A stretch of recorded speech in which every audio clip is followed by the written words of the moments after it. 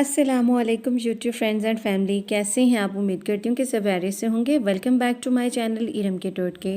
जी तो व्यूअर्स, आज मैं आप लोगों के लिए जो टिप लेकर आई हूँ, जो रेमेडी लेकर आई हूँ, वो आपके घर में दो ही चीज़ें मौजूद होंगी। आपको कहीं से बाहर से कोई चीज़ खरीदने की ज़रूरत नहीं पड़ेगी।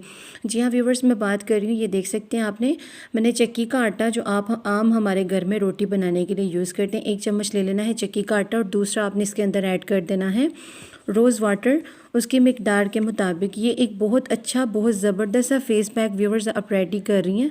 आप देख सकते हैं मैंने उसके अंदर 1 चम्मच रोज़ वाटर का ऐड कर लिया है और 1 चम्मच की मज़ीद ज़रूरत होगी। व्यूअर्स, आपने इसको बहुत अच्छे से मिक्स कर कर इसका बहुत अच्छा सा फेस पैक रेडी कर लेना है। इसे आपने हफ्ते में हर रोज़ सुबह अपनी इस तरह की कंसिस्टेंसी होनी चाहिए, इसे अपने फेस पर अप्लाई करें और गोरी स्किन हासिल करें।